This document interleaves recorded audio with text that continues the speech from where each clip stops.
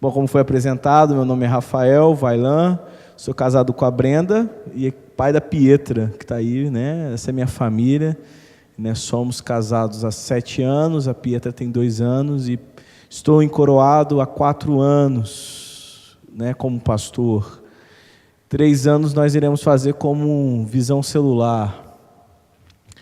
Né, a gente tem aprendido muito e falo, né, já fui presidente de juventude, já fui presidente de associação de igrejas batistas, então eu sou batista, não estou aqui falando nada que fuja à história da denominação. Hoje faço parte, sou membro do conselho da Convenção Batista do Estado do Espírito Santo e aquilo que eu puder contribuir, ser relevante, eu estou aí e para mim é muito bom.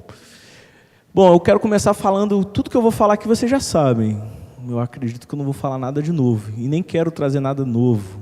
Na verdade, eu quero fazer muito mais a ideia de um profeta. Anunciar aquilo que vocês já sabem, trazer à memória de vocês o que vocês já conhecem. Talvez falar com uma experiência daquele que tem colocado em prática o que eu estou falando aqui. Eu não falo porque eu li no livro.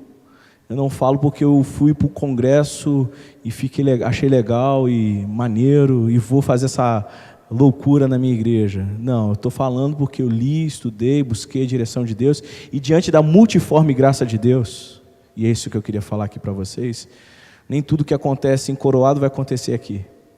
E nem tudo que acontece em Guaranhuns vai acontecer lá em Coroado. O reino de Deus é dinâmico e a beleza do reino de Deus é essa. Que Deus, ele sopra, o Espírito de Deus sopra onde quer, do jeito que quer, da forma que ele quer. E às vezes a gente quer empacotar, né, o agir de Deus e fala assim, um método, né? E eu acho que a discussão mais irrelevante é discutir qual é o método, né? E aí eu vejo gente defendendo rótulos, né, nomes, nomenclaturas. Isso para mim não é o interessante. O interessante que eu já percebi, fato, é que a gente precisa cumprir a grande comissão. A grande comissão é a chave da vez para nós. Porque a última palavra que Jesus nos deu, ou melhor dizendo, a última palavra que Jesus deixou para nós, foi aquilo que está em Mateus 28, 19, 20. E aí essa grande comissão, assim diz, tem 3 elementos muito importantes. Tem a grande autoridade, tem a grande comissão e existe uma grande promessa. Jesus, ele diz assim, Jesus aproximando-se, né, deles e disse assim, é-me dada toda a autoridade, né? Então, aí nós podemos dizer então que Jesus, ele está de fato chamando a sua responsabilidade. Jesus está dizendo assim, eu tenho toda a autoridade, eu sou o Senhor, né? Eu tenho autoridade, então diante de tudo que tem, diante dos céus e da terra, eu tenho autoridade, portanto, ide, fazei discípulos de todas as nações. Batizando em nome do Pai, do Filho e do Espírito Santo.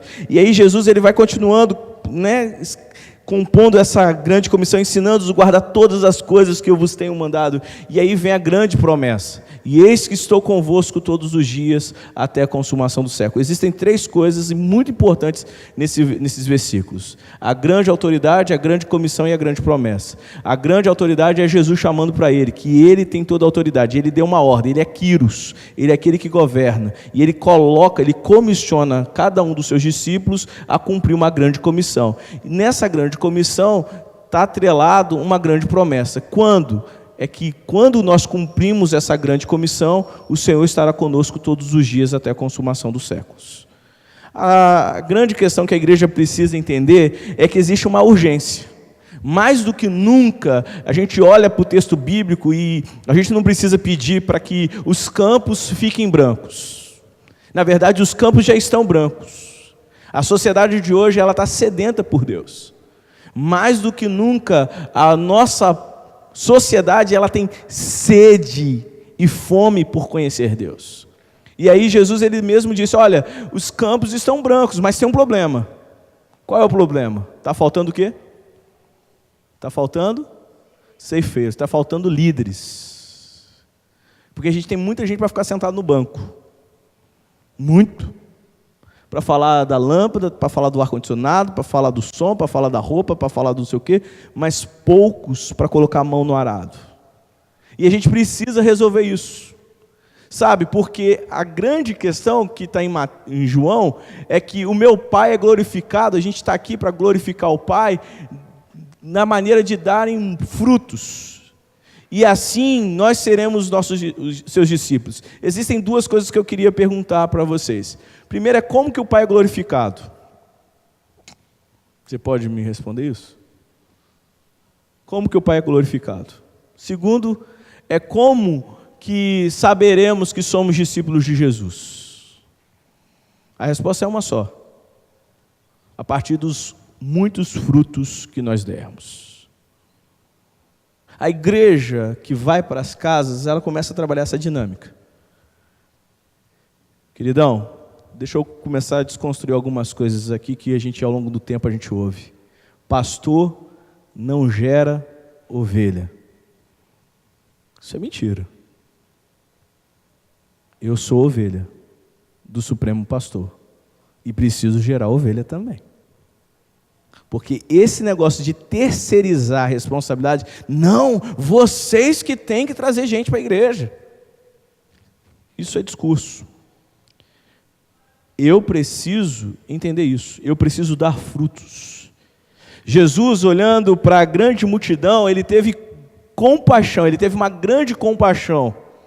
A palavra-chave desse olhar para a grande multidão é a palavra compaixão. Jesus se compadeceu. Por quê? Porque as pessoas estavam sem pastor. Eles não tinham quem se referir. Então a gente precisa, por amor, ter compaixão. E aí a grande mensagem que a gente precisa entender é que o campo está preparado para isso. E por que a gente não vai sair da igreja? Por que a gente não sai... sair da igreja, Tem uma palavra interessante, porque a gente acaba ficando dentro da igreja, dentro do nosso gueto gospel, dentro do nosso gueto religioso, e a gente não tem compaixão, e por compaixão, a gente tem que pensar naqueles que estão lá fora. Existe um hino do cantor do Inário para o culto cristão, que diz assim: o que estou fazendo se sou cristão? Se Cristo deu-me total perdão. Há muitas vidas sem salvação. O que eu estou fazendo? E aí a gente precisa entender que a seara realmente ela é grande, o campo está preparado, só que os trabalhadores eles estão dentro da igreja.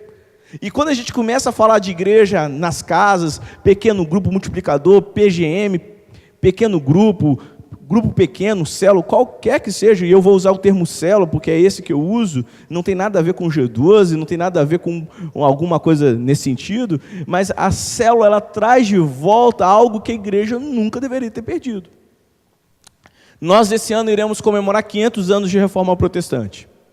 E eu sugiro uma leitura de um livro da editora Mickey, Igreja em Célula. É a Segunda Reforma. Martinho Lutero ele fez a reforma teológica, mas existe uma reforma que precisa ser feita e cabe a nós. Existe uma reforma que precisa ser feita, que é uma reforma eclesiológica. Nós saímos teologicamente da concepção católica, mas nós não saímos estruturalmente, eclesiologicamente falando, do domínio, da forma católica de ser igreja, porque a gente continua pensando no domingo, a gente continua pensando no clero, a gente continua pensando no templo. E isso não tem nada a ver com a proposta que Cristo trouxe para nós, como igreja.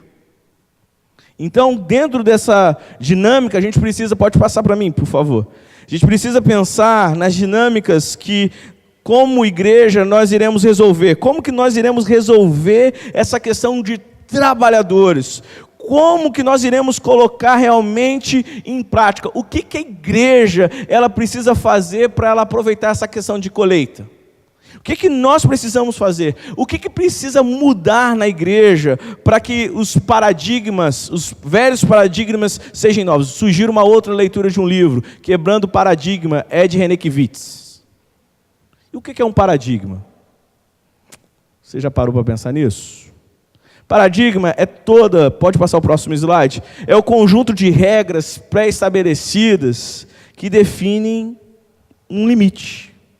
Essas regras nos mostram como devemos nos comportar dentro desse limite, de forma a sermos bem-sucedidos.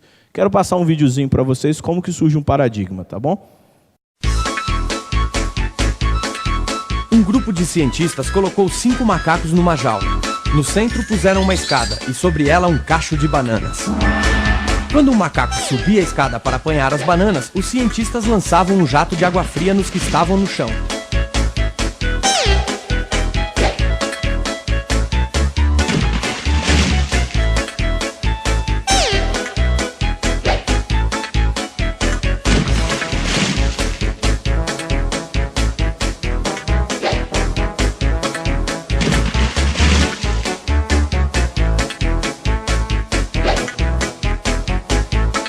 Depois de um certo tempo, quando o macaco ia subir a escada, os outros enchiam-no de pancadas.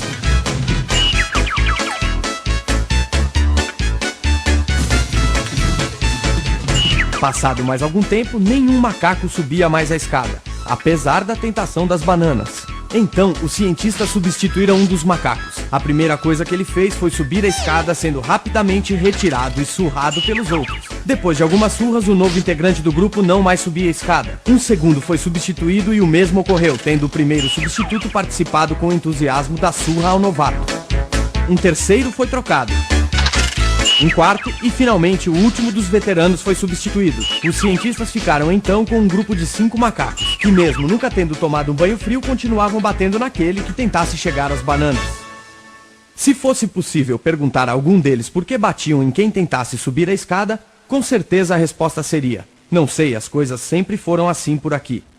Você não deve perder a oportunidade de passar essa história para seus companheiros da empresa, para que, vez por outra, questionem-se por que estão batendo. E aí?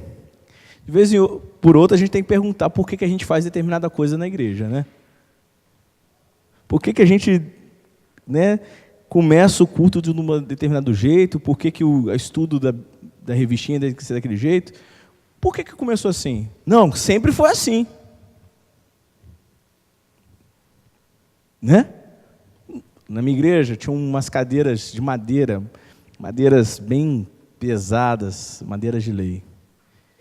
E ninguém podia mexer naquelas cadeiras. Por quê? Porque falavam que nunca podiam mexer nas cadeiras. Até que um dia um pastor nosso chegou assim: não, a partir de hoje eu não quero mais essas cadeiras, eu quero outra. Não, pastor, essas cadeiras não. Por quê? Essas cadeiras são sagradas? Ah, não, porque ela tem uma história. O que é mais importante? É a história da cadeira ou a história das vidas que estão ali? A gente está, às vezes, sacralizando coisas e fazendo com que coisas se tornem mais importantes do que pessoas. A gente precisa entender que, às vezes, o passado glorioso ele pode ser um grande bloqueio para a visão do futuro. Não, porque antigamente a gente fazia assim e agora é muito difícil. Não, antigamente os louvores eram assim, ou, né, uma coisa que nós batistas temos, os NEBs, quando que isso surgiu na denominação? Isso é mais antigo que qualquer outra coisa. NEBs era Núcleo de Estudo Bíblico. Como que era? Nos lares. Célula é alguma coisa diferente disso?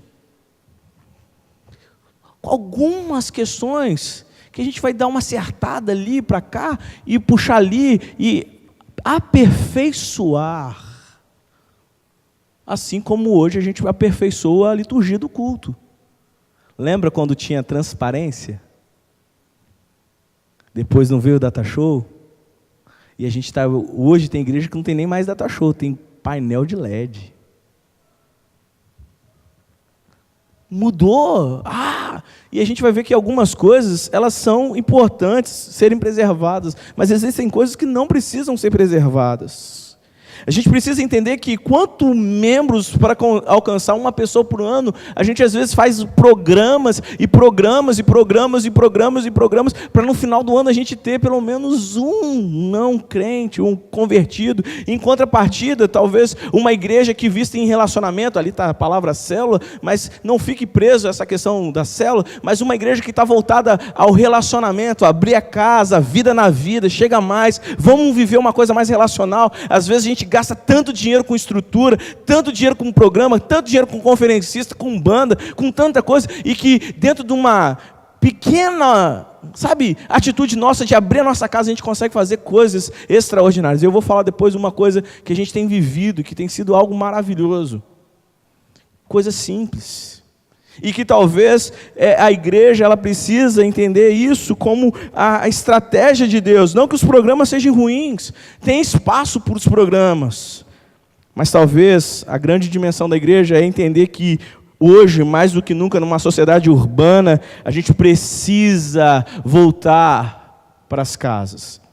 Feita uma pesquisa sobre as maiores igrejas, as igrejas que tinham maiores crescimentos e trabalhos de relevância, percebeu-se que existia um processo de renovação nessas igrejas. E foi levantado 4 características nesse processo de renovação, assim dizendo. Renovação esse que não tem nada a ver com renovação carismática, renovação no sentido de contextualizar, ok? Mensagem de contextualização. Essas igrejas elas eram caracterizado por 4 coisas incomuns. Primeira coisa, você pode falar junto comigo? Sacerdócio universal dos crentes. Isso é questão de reforma protestante. Isso não tem nada a ver com igreja em célula, ok? Concorda comigo?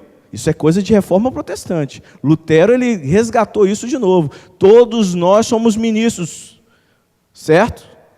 E isso é coisa de reforma protestante. Isso não tem a ver com igreja em célula.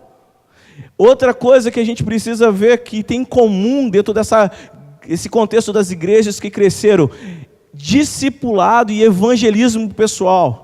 O que é isso? Essas igrejas preferiram a tática de o evangelismo muito mais pessoal do que o evangelismo baseado em estrutura, em programa. Antigamente se funcionava as conferências, as cruzadas e dava certo, mas hoje mais do que nunca a nossa sociedade ela não escuta com os ouvidos, ela escuta com os olhos.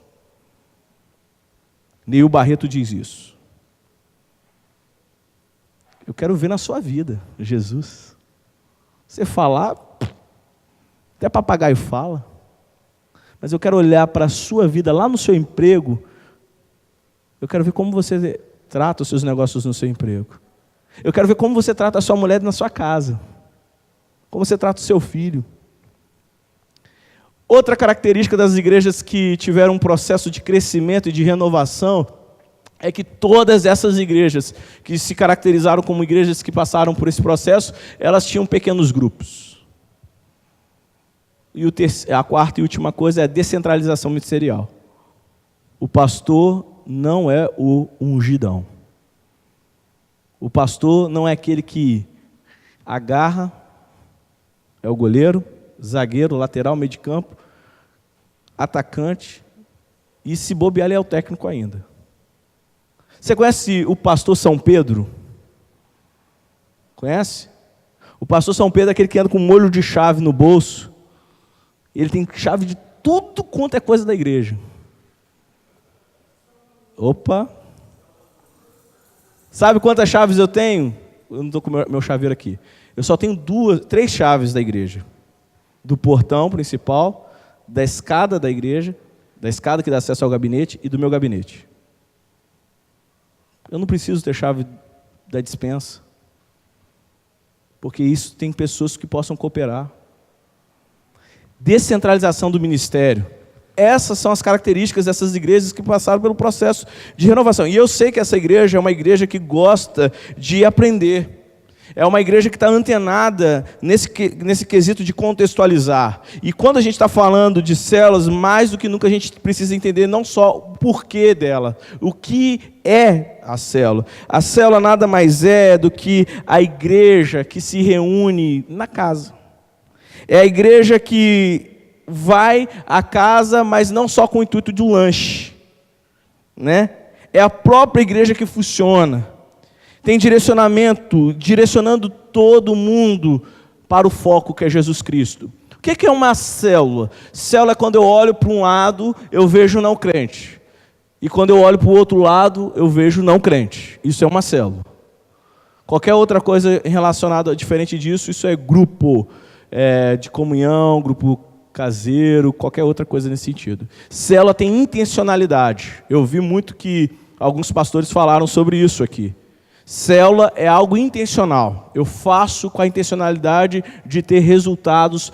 E qual é o meu resultado? De levar aquele camarada, que é o meu oikos, que é o não crente, eu quero levar ele a se tornar um discípulo de Jesus. As bases bíblicas são as mesmas que vocês já viram. Eu não vou ficar aqui falando. Conselho de Jetro para Moisés.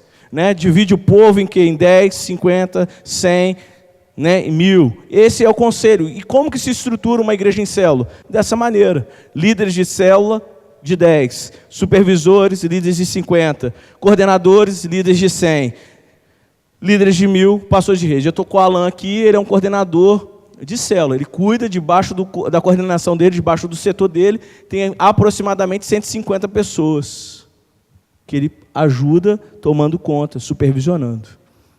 Então essa é a dinâmica da igreja. Quando você vai falar assim, mas é só no Antigo Testamento, é só o conselho de Jetro, deixa eu te falar uma outra coisa aqui que talvez ninguém falou e eu quero falar uma coisa interessante. As 12 tribos de Israel também foram distribuídas em pequenos grupos. Sabe qual foi o problema delas? Foi o problema do individualismo. Sabe qual é muita crise de gente com igreja em célula? É porque acha que vai dividir a igreja, porque vai fracionar a igreja. Sim, tudo pode gerar problema. Eu sou de uma época que tinha igreja com departamentos, e tinha problema. Porque o irmão da decoração não gostava do irmão do som, porque o irmão do som colocava, às vezes, um negócio em cima, ou atrapalhava a decoração da irmã. Isso tem em todo lugar. Não, pastor, mas igreja em célula a coisa acontece. Não, irmão. Todo modelo de igreja, toda estrutura de igreja tem problema. Agora, qual é o perigo da igreja em célula? O perigo da igreja em célula é achar que eu, por si só, a minha célula, ou o meu grupo, ou a minha panelinha vai ser melhor do que a outra. Eu achar que eu não preciso estar debaixo do pastoreio de alguém. E não estou falando de cobertura espiritual, por favor. Eu estou falando da ideia de prestação de conta, porque cada líder está debaixo de um supervisor de área. E esse supervisor de área está ligado ao outro. Então, o discipulado ele acontece. Ninguém vai fazer da célula o que ele bem pensa. Então, quando você vai olhar para as bases bíblicas, existem várias no Novo Testamento, e principalmente em Atos. Atos capítulo 2, Atos capítulo 5, Atos capítulo 20, Romanos 16, Colossenses 4, Filemão 1. Então, assim, historicamente falando, a igreja ela está envolvida nas casas. Quando você pega lá, no século 312, a igreja ela começa a passar por um grande processo de crise. Quando que é isso? É quando Constantino torna a igreja oficial de Roma a igreja católica apostólica romana. Aí nós saímos do relacionamento, saímos da vida para a vida e passamos por uma instituição, por um prédio, por uma liturgia, por um clero, para obrigações. Aí a igreja ela se tornou muito mais uma instituição, e se eu pedir para alguns aqui desenharem, isso eu já fiz algumas vezes, teste, desenha uma igreja para mim, você vai pegar e vai fazer uma casinha, e você vai colocar uma cruzinha em cima dessa casinha, achando que isso é igreja. Igreja não é isso. Igreja somos nós. Porque esse prédio aqui amanhã ele pode ser qualquer outra coisa, porque a igreja vai continuar viva, porque a igreja são pessoas. Lógico que eu não quero que esse prédio se torne uma coisa que não venha glorificar a Deus. A nossa intenção é sempre que se torne algo bonito, legal, tá? Mas a igreja maior não são tijolos ou blocos ou cimentos. A igreja somos nós, o templo do Espírito Santo. A igreja não sou eu. Aí é outro extremo também que a gente precisa entender. A igreja não sou eu na minha individualidade, na minha casa, adorando a Deus, porque isso é a ideia do sem igreja. A igreja somos nós como comunidade de fé, reconhecendo que Jesus Cristo é o Senhor, e para a glória de Deus, nós nos reunimos para edificar pessoas, para cuidar de gente. Porque a igreja é a única instituição onde os beneficiários dela não estão aqui dentro. Igreja, nós só somos igreja quando nós pensamos naqueles que estão lá fora, diz Dietrich Bonhoeffer. Ser igreja é ser igreja para os que são de fora. Não é para quem, vamos fazer isso para nós. Você está começando a perder a finalidade de igreja. Porque a igreja é, vamos fazer isso para aqueles que estão lá fora, no sentido de trazê-los para cá. Essa é a dimensão da igreja. Então, quando a gente começa a olhar a igreja, a gente vai ver que Martim Lutero, em 1500, ele promove a reforma protestante. Os puritanos, continuam a fazer as reuniões nas casas. John Wesley, eu acho fantástico a história de John Wesley. Não sou wesleyano, mas eu acho que você poderia ler a história desse camarada. Esse camarada, ele começa um movimento, ele sai da igreja anglicana e começa um movimento avivalista. Ele começa a propagar o Clube dos Santos. Ele pregava para multidões, mas ele falava assim, cada um precisa estar num grupo pequeno, numa reunião nas casas.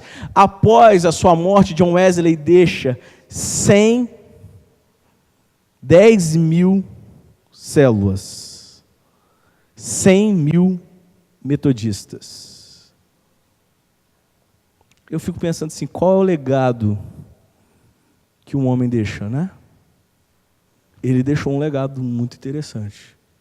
Eu estou falando de John Wesley porque que vai ter nome, mas existem muitos outros que começam a fazer trabalhos muito mais relevantes, talvez que a gente não tenha nem nome. E David Poyang-Chu, Coreia do Sul, ele vai ser o camarada que vai fazer o movimento moderno de célula. A partir dele, acontece todo esse movimento celular. Aí você fala assim, o M12, o G12 é dele? Não, o G12 é do castelhano. E deixa eu te falar uma coisa, quem corrompeu o G12 não foi o castelhano colombiano, foi o brasileiro, chamado, René Terranova, Batista da Restauração. Ele estudou no Seminário do Norte. Tem um batista para estragar a história, né?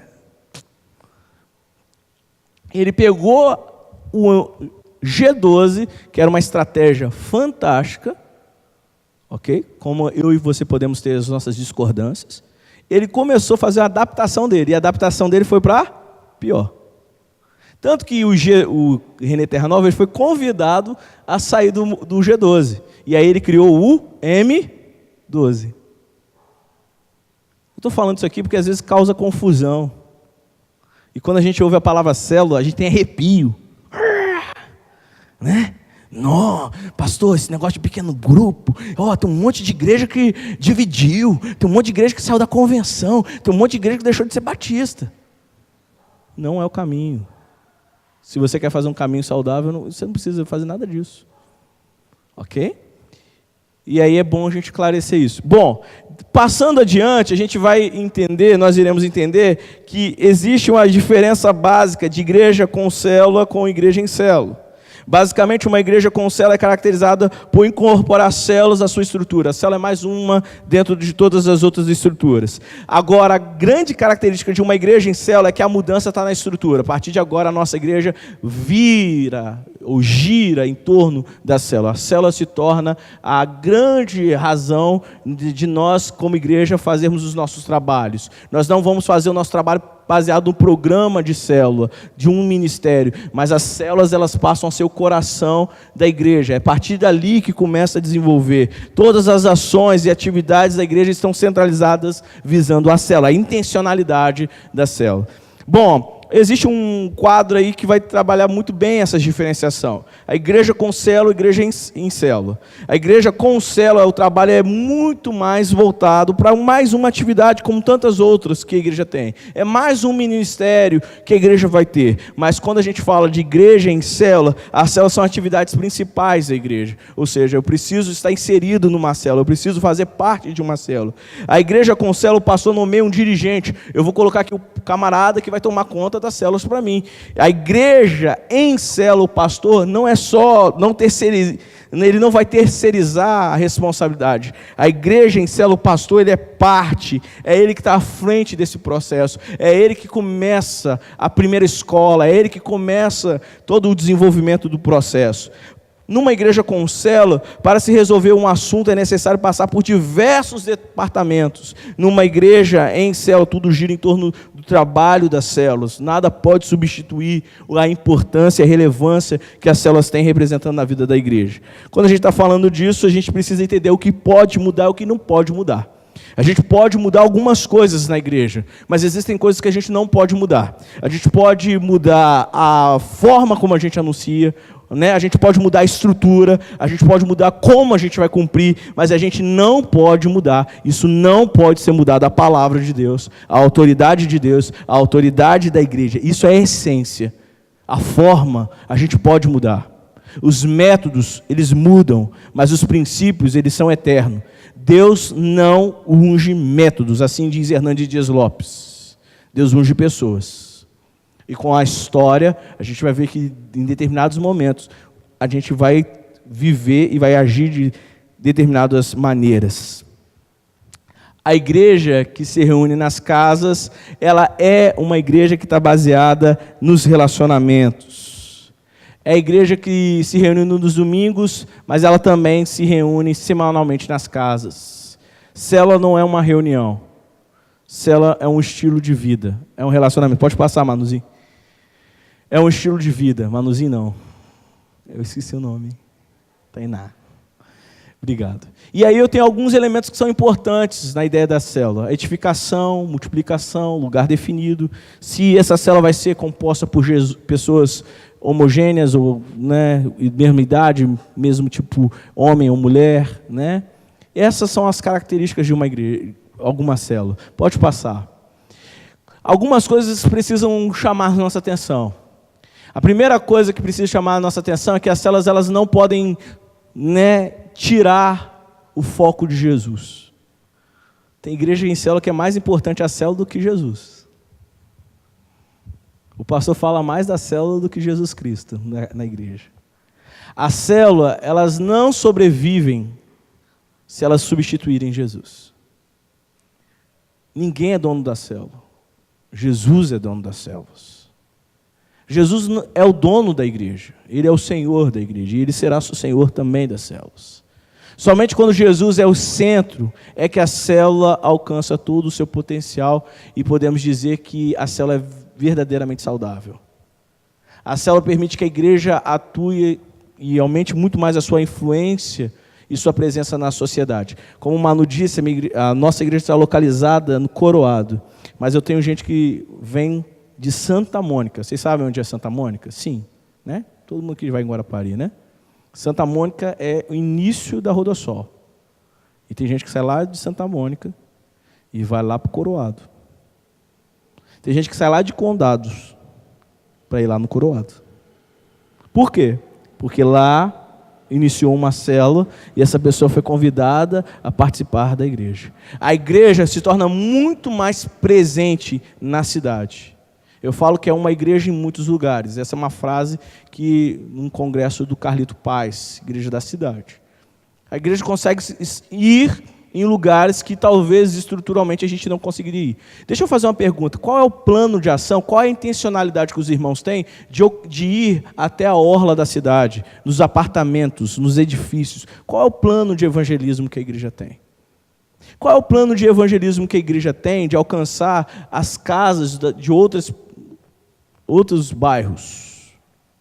Qual é o plano de ação que a igreja tem de alcançar as casas do próprio bairro de Guaranhus?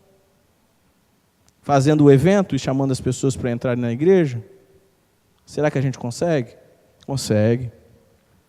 Mas imagina que você vai ter que gastar muito mais dinheiro com folheto, você vai ter que gastar dinheiro com som, você vai ter que ter uma mídia muito boa, você vai ter que ter um preletor bom, isso vocês têm, né? Pastor bom, uma banda boa, uma estrutura pesada, né?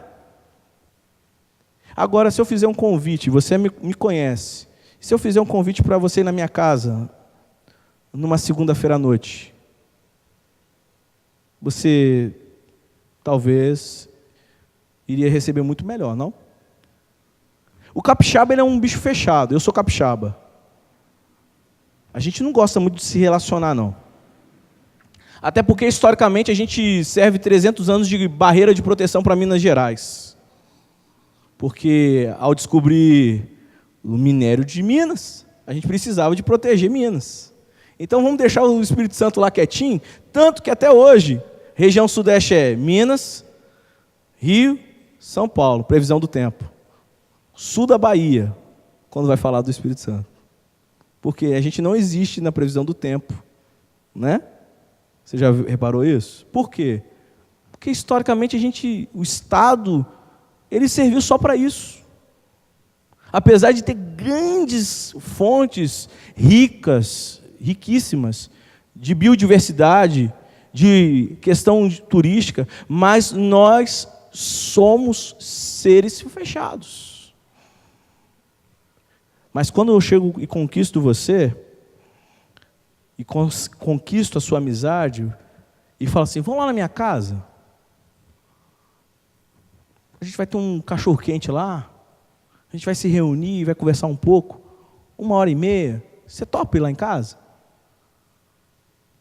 Se você realmente me conhecesse, talvez você ia aceitar o convite.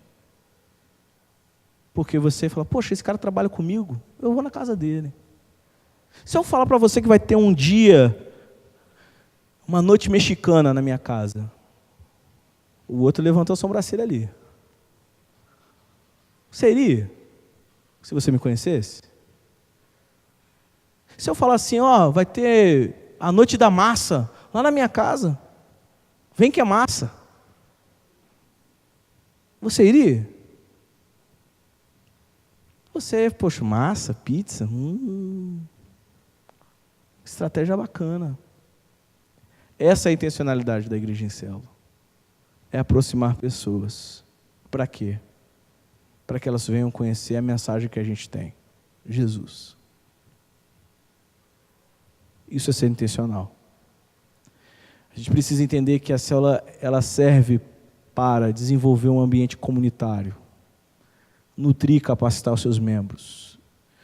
É um mecanismo de formação de liderança. Você vai falar assim, pastor, você já fechou célula? Já? Mas eu tenho muito mais gente na liderança de célula do que fechando célula. Você está entendendo o que eu estou falando? Eu vivo uma dinâmica muito maior de formação de líder do que qualquer outra forma de ser igreja convencional. A gente erra? Lógico que eu erro. Tem perigo não, pastor, de alguém falar besteira numa célula teologicamente? E quantos pastores não falam besteira? Talvez para muitos, não sei se para você, talvez eu estou falando muita besteira aqui agora. Por você talvez não concordar com célula. Então eu preciso entender que é o ambiente capaz de nutrir e capacitar. Às vezes as pessoas entram na igreja e se sentem sozinhas, e eu tenho uma célula onde essa pessoa vai se sentir acolhida. É uma oportunidade de trazer intimidade, sabe, para a igreja. É a oportunidade de permitir com que as pessoas vivam realmente a prática do amor, porque eu vou levar a célula a cumprir aquilo que a gente está pregando na igreja. É uma oportunidade de levar os membros a treinar líderes, e o treinamento de líderes contínuo, multiplicando de célula. Aí talvez você multiplica a célula assim, do nada? Não, não é do nada. Não é assim, não é coisa feita assim, ó, estou aqui, vamos multiplicar a célula, vamos multiplicar e acabou. Não, existe todo um processo. Existem os semáforos da célula, existem as estações da célula. Eu preciso desenvolver a visão de ministério para que haja realmente o engajamento das pessoas. As pessoas precisam estar aptas para servir. Assim como o evangelismo, o discipulado vai acontecendo nessa engrenagem. Pode passar para mim? Então, talvez a igreja ela possa perder uma das maiores oportunidades de realizar a colheita. As igrejas que não têm um plano para participar desse processo de formar líderes, elas planejam por omissão perder a maior de todas as colheitas. Joel Comice diz isso, e vocês já ouviram isso, tanto lá na igreja multiplicadora, como qualquer outra igreja que vai falar em trabalhos de formação de célula, ou pequeno grupo, ou de liderança, você vai ouvir essa frase. O fator determinante de uma igreja causar impacto não é o modelo de igreja. Eu conheço igrejas que têm embaixadores do rei, mensageiros do rei, e conseguem fazer um trabalho relevantíssimo. Mas por que elas fazem um trabalho relevante? Porque essa igreja tem líderes. Tem pessoas que colocam a mão no arado. Você está entendendo o que eu estou falando? A igreja não vai ter sucesso porque ela coloca, olha, X a questão, agora a gente vai colocar na placa da igreja Guaranhuns, uma igreja em célula, ou uma igreja X. Isso não vai gerar nada. Mas se essa igreja começa assim, não, o caminho que a gente vai correr, o caminho que a gente vai percorrer é esse trilho. Definimos isso, é isso que nós queremos. Agora, qual é o nosso campo? O nosso campo é o mundo, o campo está branco, está precisando de trabalhadores. Vamos embora, vamos levantar desse banco e vamos fazer a nossa parte. É fácil encontrar líderes prontos? Primeiro que líder não nasce pronto. Ele é feito, é lapidado. Líder é um trabalho artesanal. E aí a gente precisa entender isso. Como que eu vou fazer isso? Por que é tão difícil arrumar líder de célula? Por que é tão difícil arrumar alguém para assumir a responsabilidade? Porque as pessoas vão falar que não tem tempo. As pessoas vão falar que não querem assumir responsabilidade. As pessoas vão falar que, não, deixa o pastor é a pessoa mais preparada para falar sobre isso. Não é isso? E aí acaba gerando toda essa crise. Essa é uma foto da nossa igreja. Eu quero falar um pouco mais agora da prática. Talvez o contexto você já sabe muito bem. Acho que tem 4 encontros já, né, Manu? 4 encontros. E a nossa igreja ela foi fundada dia 20 de agosto de 2011, com 74 membros. Deixa eu só abrir um parênteses aqui. Eu vou falar números agora, mas de forma alguma eu quero que você entenda que eu estou querendo me aparecer. Eu queria que você colocasse amor no que eu estou falando aqui agora. Por favor. Livre de todo tipo de vaidade. Eu só estou querendo compartilhar algo com você e com vocês do que Deus está fazendo na igreja de Batista de Coroado. Não é para forma alguma para dizer que eu sou o cara, eu sou o pastor, eu sei fazer. Ok? Eu estou no processo de aprendiz sempre. Eu só estou aqui compartilhando. E talvez isso que eu estou falando aqui nunca vai se aplicar à realidade de vocês. Porque o meu contexto é outro, o contexto de vocês é outro. A minha igreja tem 6 anos, vai fazer 6 anos. A igreja que eu sou pastor tem 6 anos de organizada. A igreja que vai fazer 24 anos de organização. Existe uma linha histórica muito diferente. O que eu estou falando aqui é o que eu tenho experimentado. E eu estou compartilhando a minha experiência. Ok? 20 de agosto de 2011 ela foi organizada. 74 membros. Depois, você está vendo fotos. Essas fotos são dos nossos cultos. 2014. 2013 eu assumi a liderança do pastoreio da igreja. Em 2014 os cultos começaram a ser feitos 2 cultos. Qual é o maior resultado? O maior resultado é esse aí que você está vendo. Vidas sendo batizadas. A nossa igreja batizou no ano passado 69 pessoas. Né? E dentro desse quesito, você está vendo várias fotos. Aí no ano de 2015, a gente começa a fazer 2 cultos. Culto das 18, culto da 20. Por quê? A nossa capacidade de receber pessoas era dentro de um templo, uma capela, né? Queria convidar você para ir em Coroado. Uma capela americana. Então, ela, no máximo, espremendo assim, a gente colocava 170 pessoas dentro dela. E eu tinha que pregar assim, ó, aqui é o púlpito, aí tinha gente aqui e gente ali. Apertado. Em 2015, a gente começou os 2 cultos. Em 2016, a gente começa a fazer os cultos do lado de fora. A gente tem um pátio, então a gente ia, no verão, a gente começou a fazer o culto lá fora. E aí, tentando resolver o problema. Ali tem um gráfico, tá ok? 2011, 74, 2012, 94, 2013, 120, 2014, foi aí que a gente começou o processo de igreja em célula. Em 2014, a gente era 150, 2015, 210, 2016, 490 pessoas, e em 2017 a gente tem 1.100 pessoas participando de célula, celebração, culto de quarta-feira. Culto de quarta-feira a gente tem 150 pessoas participando do culto. A gente tem 100 crianças participando das nossas ações. Essa é a frequência e o número das células. Em 2014 a gente começou com 12, em 2015 era 33, em 2016 2016, 60 em 2018. Talvez você vai falar assim, por que ele não colocou 2017? Porque 2017 a gente não vai multiplicar. A gente vai multiplicar agora só em 2018. A gente segurou a questão das células para que a gente possa trabalhar melhor, trabalhar algumas coisas, para que em 2018 a gente possa multiplicar e a nossa perspectiva é chegar de 132 células. E aí esse é o nosso plano de multiplicação. Você vai falar assim, não, mas isso aí é número, isso é numerolatria? Não, isso é planejamento. É intencionalidade no que eu faço. Né? Mas, pastor, esse negócio de número é complicado. Não é, irmão. Não podemos ter fobia e nem idolatria. Os números servem para demonstrar saúde de alguma coisa. Certo? Ou eu estou errado? Sim ou não? Como que alguém passa na escola? Por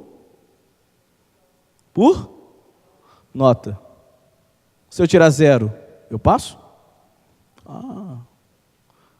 Se Deus não gostasse de números, não teria um livro na Bíblia chamado de...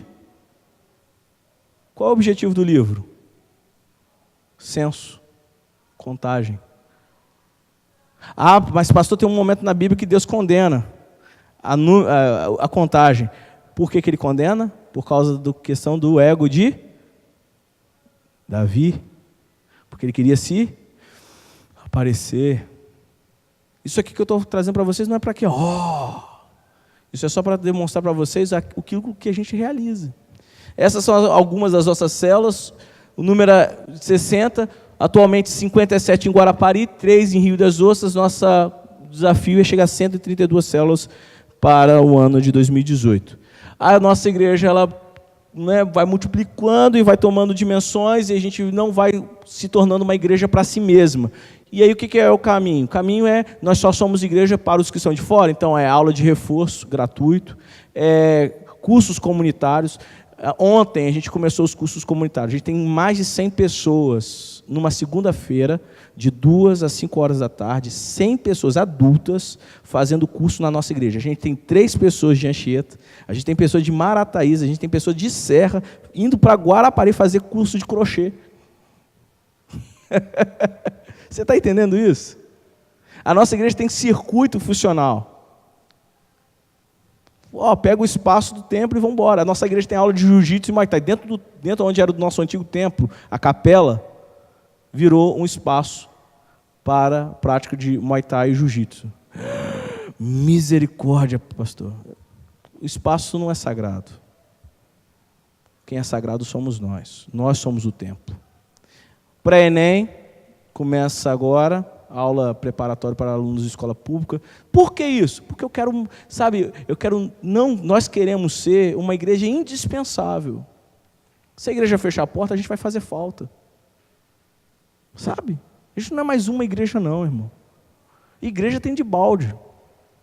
Agora, qual é a finalidade dessa igreja ser igreja? Estamos aqui para adorar a Deus. Aleluia. Glória a Deus. Amém. Mas é só isso?